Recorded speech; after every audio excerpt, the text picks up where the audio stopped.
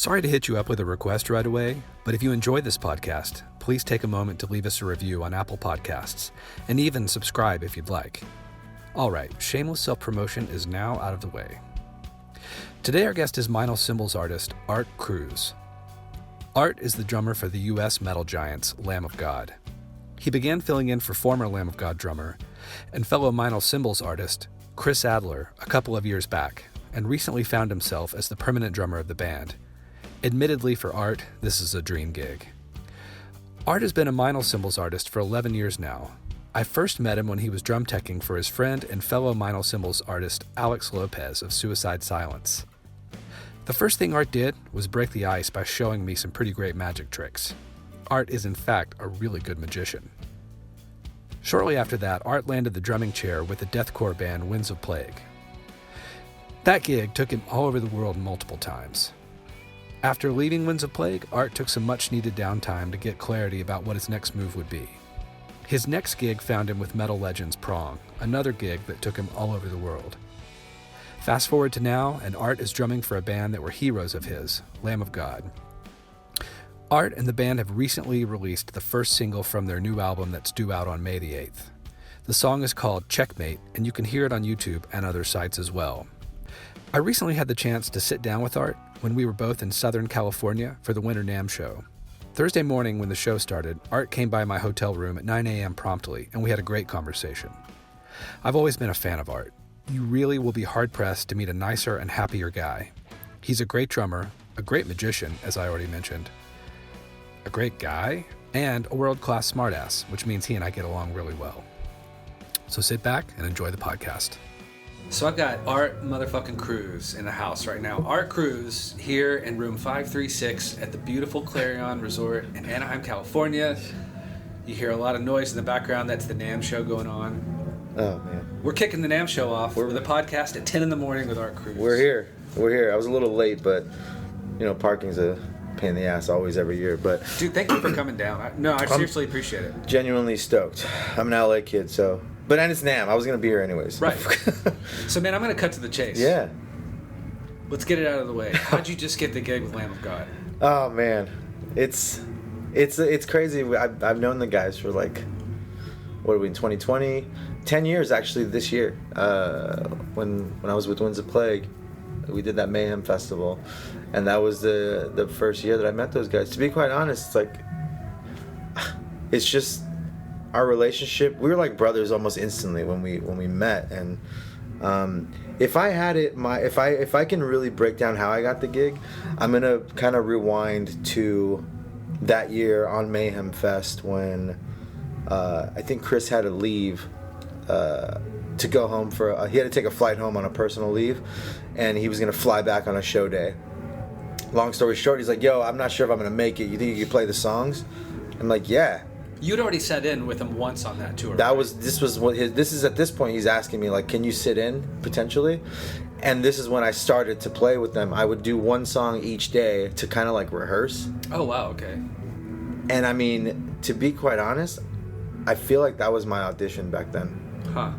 Dead serious. Without anybody knowing. Without anybody knowing or realizing it, I think that was the moment because, to be quite honest, when I was asked to even step in to help earlier in 2000 or 2018 or whatever, it was the first call. I was like, hey, what are you doing? They didn't call anybody else. They didn't call anybody else. Huh. They're like, we're not calling anybody else. Can you do it? Wow. I'm doing it. I'm jokingly, Mr. John Campbell, the legend that he is, he was like, yeah, everybody else wasn't available. And we figured, let's try and give this guy a call, see if he's around, I guess. Yeah. But in reality, I was the only call, and it worked out, man. And to be honest, the way everything moved, and it just the way everything it happened fast. And here I am, I'm in the damn band. I think that was my audition. I think that's how I got the gig. So aside from being able to get up on the stage each day and play a different song with them at the Mayhem Festival, what else made it so that they didn't call anyone else? You said you were brothers with them. Oh, man. Was it literally you just kind of ended up hanging out and on buses at night and having beers and you got to know the guys? Yes. And were you a serious fanboy at that time? Here's the thing. I think what's important, even to like when you're trying to, you know, people always ask me like, oh, like, how do you make it big, or how do you do, you know what I'm saying, the basic questions you get like that, but don't fanboy. Like I think I composed myself, and I had this way of keeping it real, but not making anybody feel uncomfortable. And I think there was a thing of knowing internally, man, this is my favorite metal band of all time. This is my generation of that new wave of American metal that I love. This is what got me into like everything, you know, opened the doors. But I think it was more so that, yeah, you get to know each other on tour, but there was just like this. They were very. We just connected almost instantly, and it was almost like the second time I met the guys, I started to sleep on their bus and just ride with them. Like almost half that tour, I was riding with Lamb of God. And it wasn't because I was like, can I stay with you guys? It was very just like, just stay with us. And it's for the last 10 years, it's always been like that. Like it's always been like that. It's been a very welcoming, awesome relationship where we all kept it real. And those dudes keep it real. Like when you actually come to realize, like behind the, what's the movie? Behind the Veil, whatever. It's they're the coolest, most down-to-earth, realest dudes ever. Well, you know? It's pretty well documented that those guys have had some drama or dysfunction going on in the background. When they had that one video that was released where the fist fights. I want to say that's probably one of the most iconic documentary band fights of all time. So were they on best behavior when you'd ride the bus with them, or were they like... Oh, man, it was a little bit of everything. I mean, we were like... It was 10 years ago. A lot's changed in that time. Yeah. As if for everybody, as people. I was a kid. I was 21. I was 21 years old. So it's like, but that's why I'm surprising myself sometimes. Like, damn, how did I compose? How did I really hold my shit together? 21-year-old kid. I'm riding on the bus of my favorite band. Like, what the hell's fucking going on? Yeah, that's huge. And the thing is, it comes to this day when I'm on tour. I lay in the bunk sometimes and I tell myself, like, I always do it. I'm like, man, like, you have to really think about it. I'm like, I'm in Lamb of God. Like, it happens to me every night. I'm like, close the curtain. I'm like, I'm in the band. I'm in this band. That was your favorite metal band? That was my favorite metal band. But I tell myself that every fucking night on tour. Not to say I don't do it at home, but I'm in a different space at home. But when I'm on tour, it's just one of those things that just really, like, it kind of closes the day out, lets me go to sleep, and it's just like, damn, I'm really in this band right now. And then, like, every once in a while, I'll poke my head out of the curtain and, like, look through the hallway. I'm like, yeah, I'm fucking here. Like, this is cool as shit. Yeah. Like, you know. So... How's your coming on board been received by the band's hardcore fans? Are you getting tomatoes thrown at you or fingers from the front row or anything? You know what's crazy? No. The Lamb of God fans they're great fans. Especially the ones that come out to shows. Like there's nothing more beautiful than you seeing the fans there. There's never been any, like, I think, but then again, hold on a second. I have to backtrack because I was still the fill-in guy then. I haven't done a tour as the official drummer. Yeah.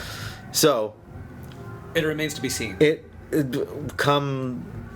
the time this is out, we'll have a show in February. Come February, March, when we leave to Europe, it's going to be interesting.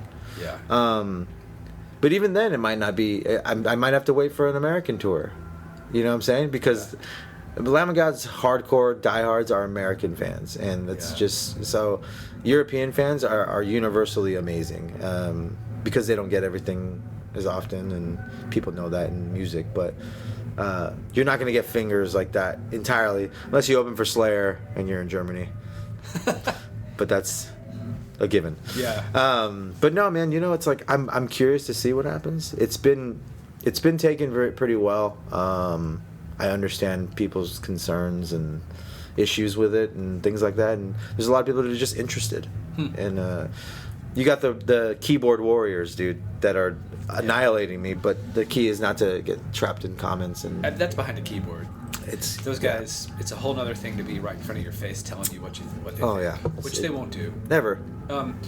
How's assimilating into their culture as a band been for you? I mean, these guys are dudes from Virginia. and you're from LA. Yeah, man. And how's that been like on a connection level? I want to say that it's even since the beginning, like when we go back to like when I met them, I think it's just been, I'm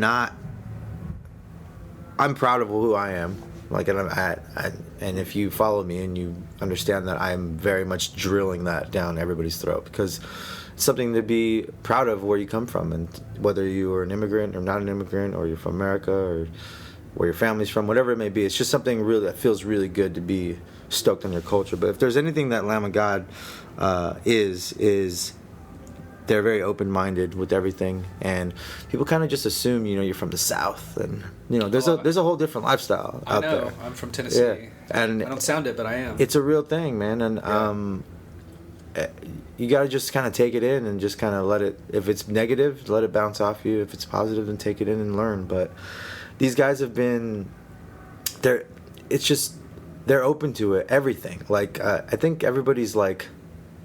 Mark's mom is German. Mark is very German. He speaks German. Oh yeah. A lot of people. Was that like one of his? It's one of his language. I don't think it would be his first, but to my knowledge, I think just him growing up, his mom was always talking to him in German, and and I think he's definitely, man. I love walking around Germany with that guy. So you've got a guy. He's on it. Yeah. He's on it. He's on it. But like but he's also a Southern, real ass, Virginian like badass that lives in the woods. And like, what about like, you know how bands have their own I call it like their own form of Tourette's, where they have this language that only they understand and everybody in the outer circle has no idea. So was there a language you had to pick up on when you walked in? Yeah, them as each individual, they are all like it, and it goes to show the DVDs and all that stuff. Everybody has their own personalities, and but everybody is extremely different in that band.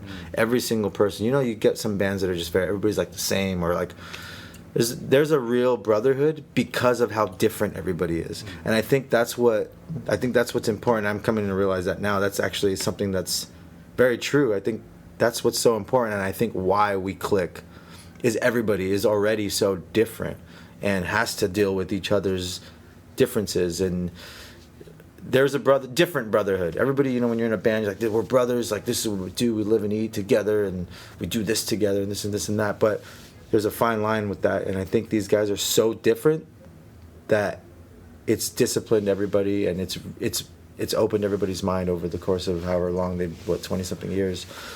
So I think me coming in with to be how different that I am and where I come from, it's like, it's almost like something they haven't, it doesn't matter. I think they like it more. Yeah. You know? So when I first met you, I think you were drum teching for Suicide Silence. Yeah, it was right? in 2007 or 8. Yeah, I think that was a Mayhem Festival. Correct. So you were drum teching for those guys, and then you joined Winds of Plague. Mm-hmm. And you did that for a while. Then I'm going to get the timeline wrong. No, that's fine. Basically, my question is, then at some point you were in Prong, and then you joined Lamb of God. But at one point, I think it was either after Winds and before Prong, you had a hiatus. Correct. You just took downtime and did other stuff. Like it looked like you were doing some kind of marketing for vaping companies or something. Yeah. So my question is, what'd you do and why'd you take the downtime? So I mean, some people don't understand, like, when you're doing this and I wasn't even doing it that long, but it was just like, I was so young, everything happened so fast for me that after Winds of Plague, and Winds of Plague was a pretty different train, like, that they were running, man. It wasn't the coolest for me.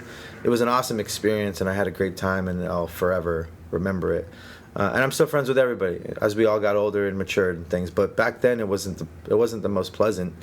So I think I was extremely salty, but I was so driven that I'm like, I'm glad that I came to the realization that I think I need to chill out for a second and maybe like reconfigure my life and make sure that this is what I want to do, because I went through a lot with that band, and some people don't understand that, but it's like there was some real. It was shitty. A lot of things were shitty, but then again, a lot of things were awesome. So it's like they kind of just weirdly balanced themselves out. But when I took that break, I realized, like, man, like, I think I just need to wait. So I took odd jobs. Like, I felt like I wanted a real job. I cut my hair. I like I had long hair like since I was in high school, and I chopped it all off, clean cut, worked in an office, and I did that for a year. And there's nothing more real than waking up and being like, wow, this is fucking stupid. I don't want to do this ever. What is wrong with me? I missed the road. I missed this, and this. It's not your average, like when you come home in between tours and you miss the road. This was like, I really don't want to be in an office. I don't want to clock in. I don't want to do this. There's no way. Can't do that. So, but also that year was extremely helpful for me too. It helped me really like understand other, I don't want to call it, they're not normal. Like everybody's not normal, and I'm not normal, but the regular, like hardworking people of the world that are having to go into the office every day and clock in and don't have this life that I have. But it helped me understand that I need to ground myself. You know what I'm saying? Like I need to really like be vigilant of what others are going through at home, and you don't know what people are going through or what their job is doing to them, or if they had a shitty day. And so it's like, you know, it goes back to me talking to my mom every day. Is like, how was work? Like, I'm actually interested. Like, how was your day? Because I had that experience. I was able to have both worlds. And I think that was the best part about it. But I was working for this company called G-Pen, and to this day, that company is multi-million-dollar company. But when I was working for them, it was practically a startup. It was just getting going, and it was the very first portable vaporizer ever. Like, it's for medicinal uses, but back then they didn't talk about it like that. Couldn't be as open about it. But I learned a lot there too. Customer service. I was on convention floors, which helps me understand even NAMM now. I understand what people are going through because I was on the other side of it. So like, I've been extremely lucky to have experienced that. Even though it was downtime, it was still a learning. It was downtime to take a break, but you got a really good dose of perspective. It really grounded me and helped me understand. Because my only job I ever worked at was Sam Ash, and at a music store, and then started getting on the road. That was it. Yeah. 17. So you know what I'm saying? So I think the break was important. So I mean, like, if you're even, I mean, there's a ton of drummers listening to this. Like, dude, step away for a second. I'm not saying step away for a year, but I'm saying, like, just breathe. Well, it's healthy. I mean, just like when it's like a small version of that would be when you're trying to learn something on the instrument. Let's say there's a lick or an exercise you're trying to get down, and if it's just stumping you, if you get up and walk away from it for 15 minutes or a day, and you come back 15 minutes later or the next day and you work on it, suddenly somehow it comes to you more easily. Yep. So perspective is everything. Yeah, man, and that was 2012, the early 2000, that was the entire year that I took off. Yeah. But you know, it's when I woke up and realized, I don't want to do this shit. Yeah, I get it. I'm leaving. So also, I was thinking about this. You're like literally one of the happiest and nicest people I know. And I'm always curious when I meet a real happy, nice person, like where that comes from. I wonder if it comes from their parents. I wonder if it comes from maybe that their parents were shitty and they took notes on how not to be. Is it like just the way you're kind of hardwired, that regardless of your parents, you are just hardwired to be a pretty happy dude? Yeah. And what in the world does a dark moment for Art Cruz actually look like? But I don't want to know that question first. I want to know the happy part. The happy part is I have good parents, man, and I'm very lucky to have good parents. My parents have been split up since I was 4 years old, but my mom and my dad have been like so supportive, but it was because of them that them sticking together for me is what definitely helped mold me, and I learned a lot. You know, my mom, I have both of them. My dad is a sly motherfucker. And he's probably where I get my personality from, because he's the guy, like, back in the day, he used to do security at venues, and he was just like end up in the dressing room like drinking with the band, and like, I'm like, that's exactly me. Yeah, he's your dad. 100% my dad. Okay, I see what happened here. But then you got my mom, and it's like, my mom's like, I got to think about things, and I really got to like step back and like, oh, what would my mom think about this, you know? But and I think overall, I appreciate you realize that. I appreciate you even noticing that. Like, I keep it real, and as I've gotten older, I keep it even more real. And I think the advantage I have is growing up in LA as a Chicano kid, and traveling as a Chicano kid in this world that we are in. But I think that's helped me just understand, like, you know, like whoever you are, what you are, background. It's just, it's helped me just like, you know what, just take it with a, you know, chip on my shoulder. It's all, everything's all good. And, Yeah. The world's a beautiful place, and I try and be happy all the time. I have my dark moments, which is, you know, you were asking me that, but I think the dark moments are within myself. I feel like it's just like if you're in a dark place, it's probably just you're quiet. I don't project any negativity. Yeah.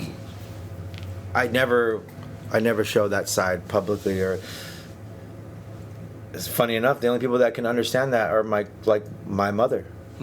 My mom is the only one that can truly see that something's up. Right. Clearly. Whether, I mean, our parents, your a loved one, grandmother, whoever, will notice that kind of shit. And moms are good that way. Yeah, man. And that's the reason why she understands, like, where I'm at. Like, oh, you're having a fucked up day, aren't you? Like, yeah. Yep.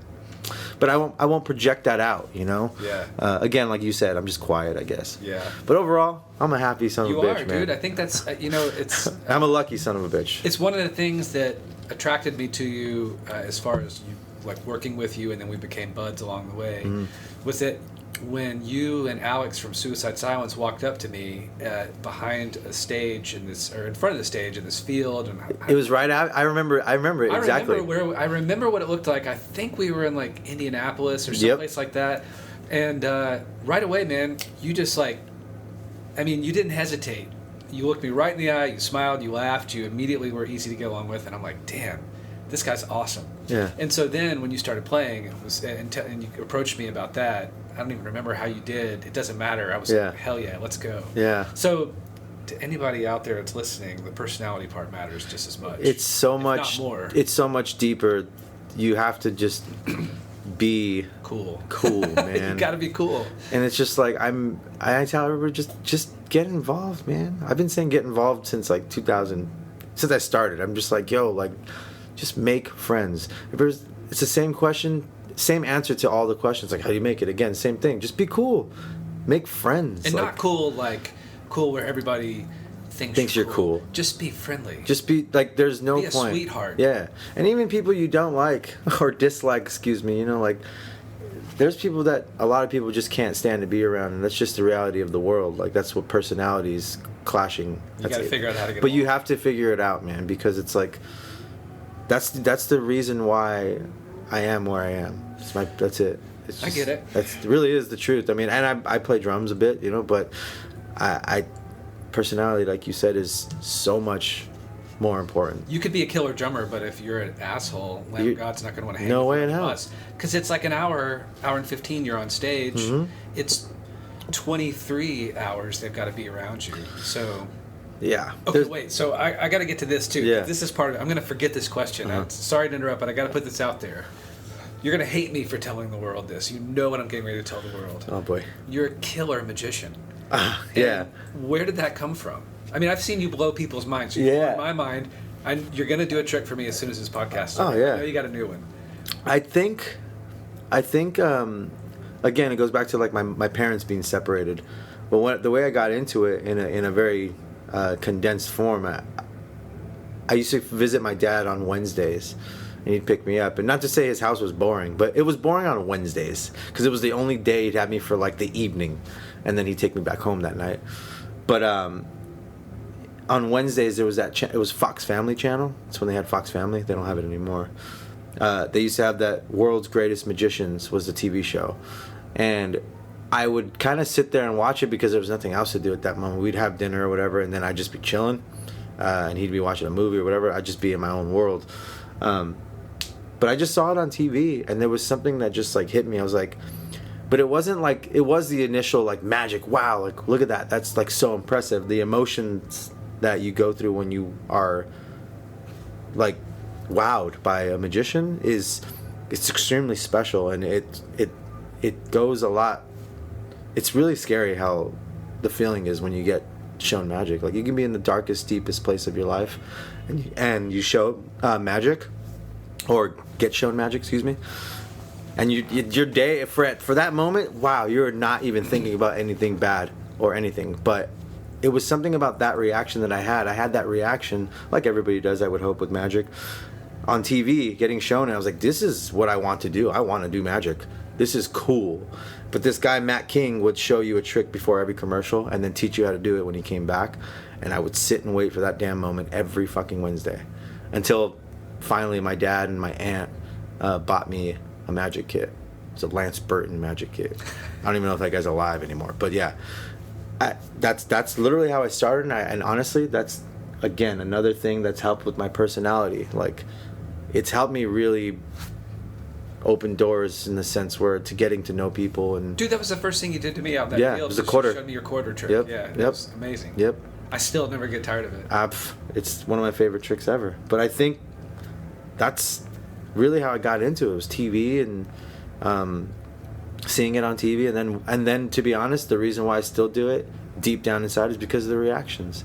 It's a beautiful thing to see people happy and like stoked on something. Like I've done it in people's dark places. Like after family deaths, and I've done that. Like I've been hired before when I was doing magic, like as a hire. I don't do it anymore for hire, but I've done that. I've done like celebrations of life, but in reality, you've literally been in a celebration. Yeah, walking around doing magic. Wow. But because it's like, think about it. It's like I totally get it. You blank. You don't worry about anything at that moment. It's a beautiful thing. I've done those. I've done poker tournaments for people, like poker players on lunch and this and that, and birthday parties, weddings. I just walk around. It's always been my thing. But it's like, so also helped me make friends, and I'm talking to one of them right now. Yeah, totally. So that's awesome. Yeah, man. So what did you learn from being in a band with Winds of Plague? What did you learn from being in Prong? Mm-hmm. And maybe you don't know this yet, but so far, what have you learned from Lamb of God? With Winds of Plague, I learned to. There's always that. That was my initial break-in. That was my like trying to learn. Like what? I don't even know this world. Like that was my first. Right. Introduction into this industry at a professional level. But I learned to just kind of keep the guard up now, obviously, and I kind of got shit on a bit in that band. No hard feelings. We were all young, and I was always an outsider. That's something to kind of understand. And come to think of it, I've always been an outsider with everything that I've come inside of. Like ooh, that sounded terrible. You might have to take that out. We know what you mean. Everything that I've become a part of, it's like I've always been an outsider. So I think starting with Winds, it was just like dealing with people, and there was a girl in the band, having to live with the girl. Like that was an early time. I was like 18 years old. Like being on the road with a girl and these different people and living in vans. Like that was probably the most intense educational moments that I could have had. So that's definitely one thing that I learned with Winds. The scraping for food and kind of shit. Like the bottom end. Yeah. That was. I learned a lot there. With Prong, I learned to have a lot of patience with, I don't want to say older, but more matured men, and Tommy Victor is a legend, and he'll always be a friend to me. And but I learned to have a lot of patience around people like that. You have to live with people that are older than you sometimes. It's like living with your parents at times, but it's also a very special place to be. But musically, I was extremely. I grew a lot as a musician with Prong.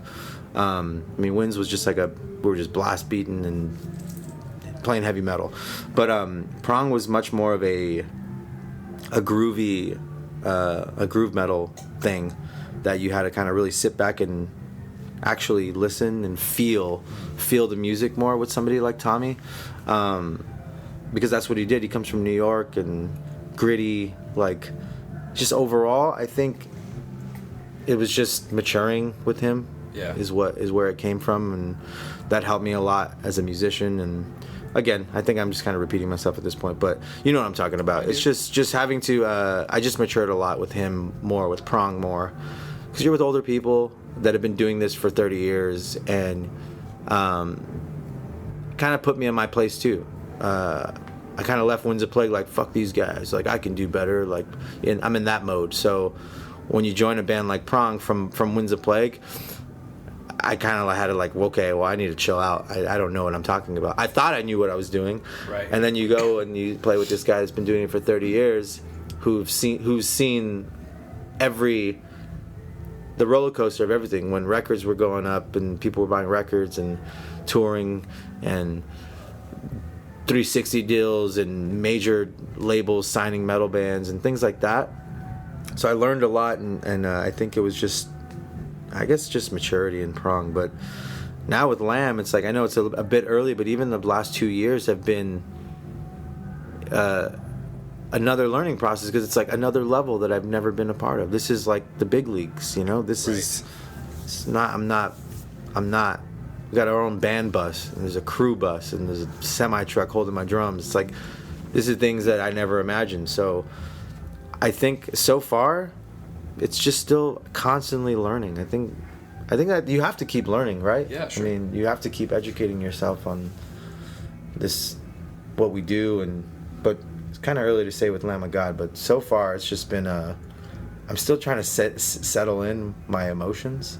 Like I was telling you when I walked in. Yeah. You asked me how I've been, and I'm like, I don't know. Like, this is fucking unbelievably You're pitching surreal. yourself all the time. All the time. Yeah. Like I like the tour, like looking out the damn curtain. Like, man, am I really doing this shit? Like, Yeah. So I think with Lamb, you know, between all the bands, man, I've been very lucky to have to come up the pole, like from my local band to Winds of Plague, being in that scene and playing in a legacy band like Prong, and now being in a band to where I hope that I can help finish and make a legacy with Lamb of God. So, you know, Totally different subject. Yeah. You're like crazy into baseball. Yeah. And Fiend. Right, and I feel To an extent. It's funny, my memory's a little shot these days, so you have to forgive me, but I feel like there was this post you put on Facebook that was a clipping of you from the newspaper back when you were a kid. And, like, something had to do with the Dodgers. Oh, yeah. So, MLB, my buddy Adrian Garro, if I'm saying your last name wrong, Adrian, I'm sorry. But he interviews for MLB The Cut, which is like it's kind of like a under the umbrella of MLB, kind of more of their culture side of baseball. But it ended up being on MLB.com anyways. But it was an interview with MLB, and I shared a picture. He's like, "You think you have a picture that you can share with me?" And it was just my idea. I was like, "Why don't I just send you one of me like playing in the Little League, like where I started?" And he was stoked on it. So he had a on the left, the drumming me and current me, and then on the right, little kid me, like in my Dodger uniform. But I'm a diehard Dodger fan. I will be forever. But that post you're talking about was a picture of me playing in the city of La Mirada, California, at La Mirada Pony, and I was a pitcher because I think I was like, once I was like 10 or 12 years old, I started to pitch, and I found that was my strong. Lost for words right now. Strong point. Jesus, yes. Did you ever get clocked? Like how fast you could? You know, it's no, but I know I was throwing heat though. I was throwing heat, but I think, yeah, man, I played baseball from when I was 4 years old until I was 16. That's when I was like in high school, and drums took over. And that's it's my dad always tells the story to every single person every single time, and I'm like always around. He's just proud of me, and I think it's awesome. But he'll probably tell you one day. I can almost guarantee it, but he'll tell you, yeah, man, you know, like he was gonna be a baseball player. Like he really believed that and honestly, if I would have paid attention in high school, and continued to play baseball, I think I would have.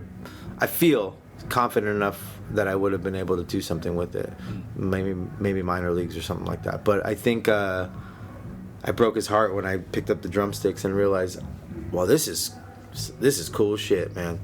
So I dropped baseball and started playing drums. But you go through phases, you know. I stopped watching baseball for a while at that point, but now I'm back on it, even with a deeper passion. So.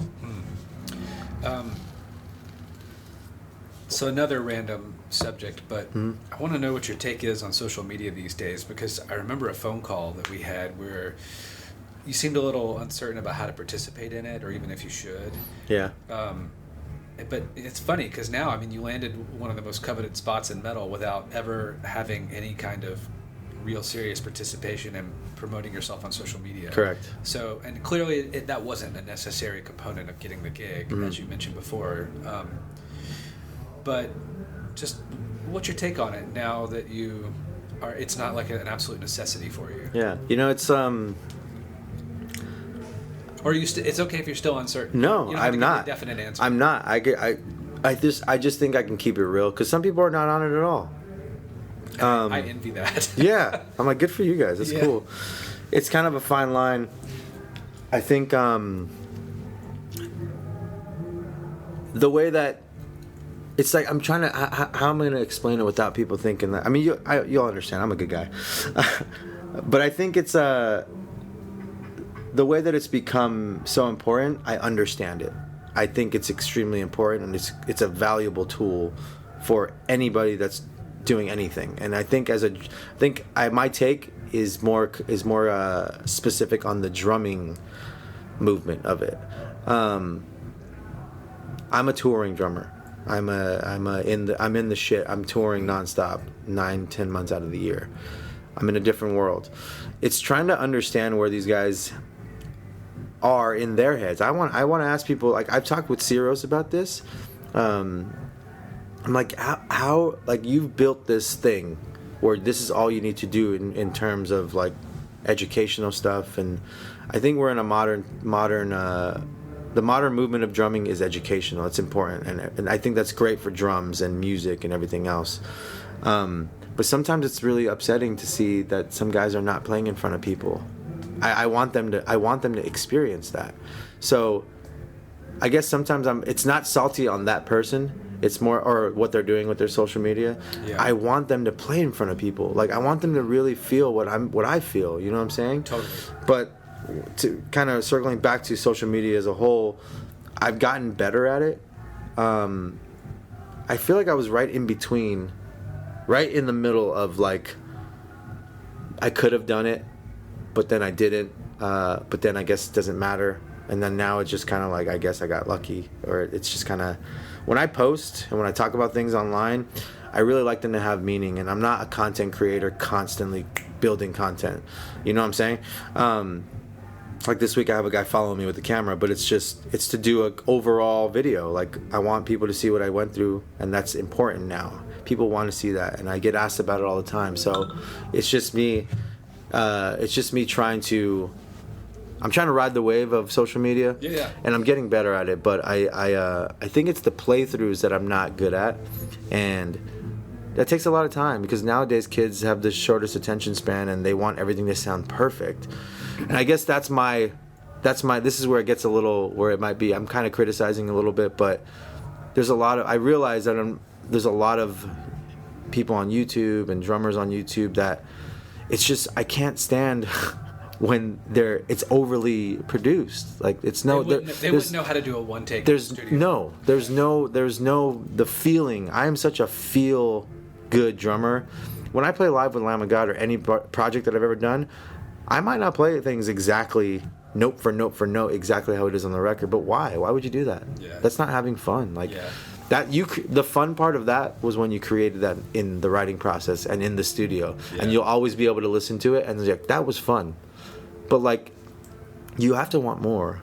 You have to stay inspired, and just like, I come up with the coolest shit live, and I'm like, damn, I should have did that on a record. But that happens to a lot of drummers. But I think going back to the dudes that are doing the drumming on YouTube, there's some that do it right, and there's some that do it extremely, who have helped ruin it for me. Like, to give it a really bad taste in my mouth, where it's just like, it's so perfect that people think you have to be perfect, and it sucks, man. It really sucks, and I can't stand that part of it. That's the part of social media that I can't stand, is the fake aspect of it, of the pretending to be this and that. And that's a universal thing with social media. You can be whatever you want.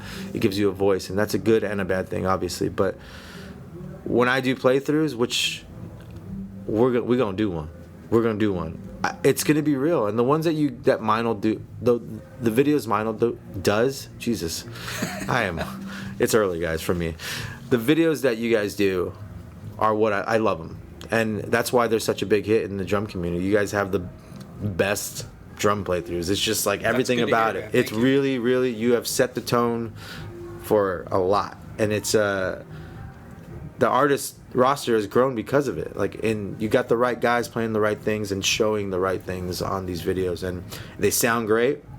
They're not over the top edited and things like that. I guess it's more so the YouTube guys that are YouTube guys that are sitting there. Like, I'm looking at guys playing playthroughs, but I've come to realize, I don't know this guy, I'm not going to name any names, but there's this guy that does playthroughs, and he's a huge success on YouTube. This is what I don't like. It's just like, he has a huge success, and he's convincing all of these up-and-coming drummers that he's perfect, and it's just like, that you have to be this way. And he's educated, and he's very smart, and he's an intelligent person from what I've seen on videos, but there's no microphones. That's one hiccup. The drums sound flawless. It's almost like he's programming and then just playing over the programming, and I think that happens a lot. If I'm not mistaken, does that happen? That might be me sounding old or something. I don't know if it does, but I do know that there's a lot of there's a serious lack of one take or even two takes. Yeah. Where you stitch together A part and B part. Correct. There's a lot of stitching many parts together. Yeah. Like a real correct. Like a granular Frankenstein type of editing process. Where you got one audio in the end, but you have different clips of different takes. Oh, dude. And the thing about what we do, and it's funny, because we get generally speaking, everybody's pretty cool in comment sections for all the videos that we do. Mm-hmm. But there's some people that question it a little bit, and it's funny. The thing about what we do is that it's really fast and furious. So, because time is money, especially when we go into these studios, we're paying a lot of money for everything every component, videography, audio, the studio. So, the shortest amount of time we have is for the drummer to actually play to their tracks, play with their band in the studio. That's only a few hours. Yeah. Everything else surrounding that is what takes the bulk of the time. So, man, they got maybe 4 or 5 hours to lay down 4 or 5 tracks. Yeah. And they don't have time to suck. Yeah. They've got to be on it. Yeah. So everybody brings their A game. We've only had maybe a couple of guys that haven't brought their A game, and it was so obvious. Yeah. And they felt like complete doofuses because of it. Mm-hmm. And I didn't have to say a word. I mean, clearly I was not pleased, but I'm not going to make it more uncomfortable for them than it already is. So I'm just going to figure out a way to work with it. But luckily, out of everything we've been doing for the last 4 years, that was only 2 guys, so we're pretty good. Track record's all right. Good. I mean, I look forward to it. And dude, it's gonna slam. Yeah, I already know the songs that I'm gonna do. They're new songs. They're only new songs, the ones that I'm gonna do. Perfect. And one takes. Let's do it. And if it had to be 2 takes, that's cool too. Yeah, whatever. No, I mean, we'll take like multiple times and we'll choose one. Right. But you know. All right, so I got to get up to the NAMM floor, but there's like one more question I have for you, and you're probably not going to be able to answer it for me, but what happens in, I don't know, 10 years after Lamb of God hangs it up? What's next? Fuck. There's your answer. That's it. All right. I have no idea. Perfect. And the thing is, something important for y'all out there, I don't think that far in advance. I do. It's present, because it's important to have goals and end goals like that. I'm still thinking about the end of today. Right. And getting through tomorrow. Well, I mean, who knows? You may have said to me, you know what, dude? My ultimate goal in life is to be an OBGYN, and so I'm going to go to medical school. Never. I've always wanted to deliver babies. Like, that's my God. Thing. You know, and who knows? I mean, you may have had an answer for me I never would have known. I want to say I don't have that answer for you, because it's not. I haven't created that part of my life yet, but I'm thinking about next year. Cool. You know what I'm saying? Think about the next day and be something my mom always tells me, and it's really important. Just be present. I'm going to probably end that by saying be present. This is the year you have to be present. Get off your fucking phone for 2 seconds. It's fine to be on your phone. We have to live with that. But just be present, man. Just be there. Look at somebody in their face the entire time. Yeah. Please, have a full conversation with somebody for 2 minutes, face to face, without anything interrupting it. Don't look at your fucking phone. I'm looking at mine now. What were you saying? You know what I'm saying? Yeah. There's a way to do it.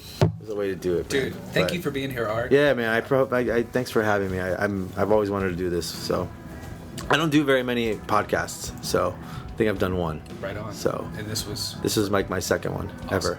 Thanks for doing it. Third, excuse me. Yeah. All right, let's go to the circus. Let's go to the circus. Here we go. Later. Let's go ride the tightrope. Thanks for listening to Meinl Radio. If you liked this episode, please head over to iTunes to subscribe, rate, and leave a review. We would appreciate it very much. Thanks, and we'll see you soon.